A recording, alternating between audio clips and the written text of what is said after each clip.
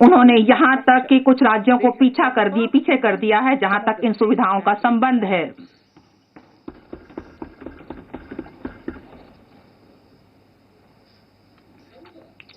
हालांकि इन जिलों के कुछ ब्लॉक्स अभी भी पिछड़े हुए हैं। 2022-23 में इस कार्यक्रम के अंतर्गत इन जिलों के ऐसे ही ब्लॉक्स पर ध्यान दिया जाएगा। सीमावर्ती गांव जहां की जनसंख्या बहुत ही छिटपुट है, उनकी कनेक्टिविटी और बुनियादी सुविधाएं भी बहुत ही सीमित हैं।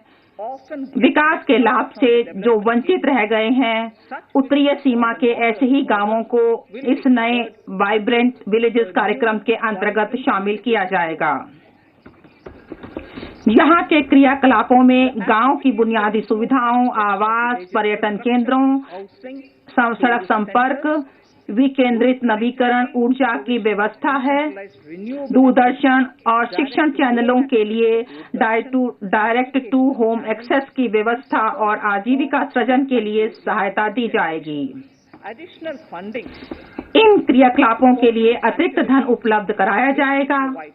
वर्तमान योजनाओं को एक में मिला लिया जाएगा। हम उनके परिणामों की विवेचना करेंगे और उनको लगातार मॉनिटरिंग भी करेंगे।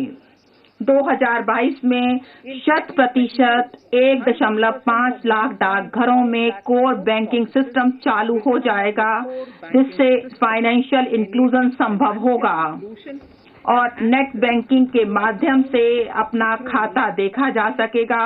यहाँ मोबाइल बैंकिंग होगी और एटीएम की सुविधा भी होगी और डाकघर के खाते से बैंक खाते के बीच बैंक का और पैसे का ऑनलाइन अंतरण भी हो जाएगा।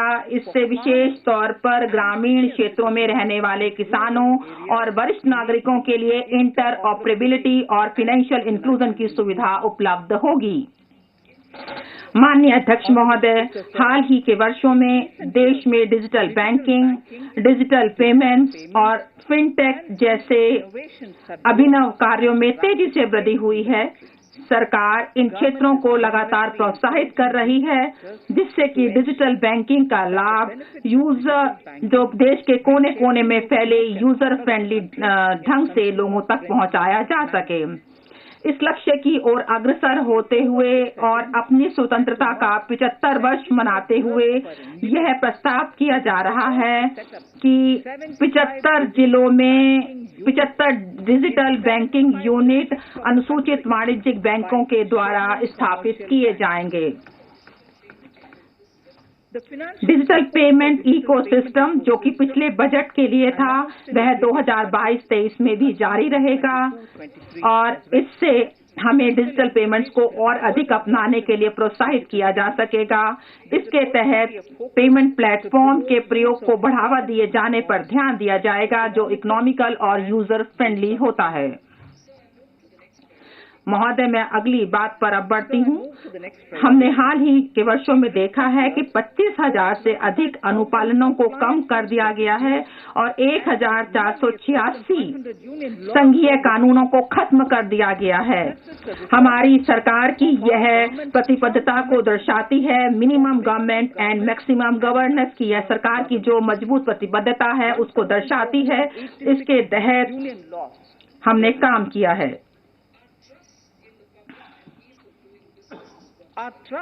और हमने ईज ऑफ डूइंग बिजनेस का जो हमारा लोगों में विश्वास है, उसको हमने यहाँ दर्शाया है। अब जो ईज ऑफ डूइंग बिजनेस है और 2.0 और ईज ऑफ लिविंग के दूसरे चरण को शुरू किया जाएगा।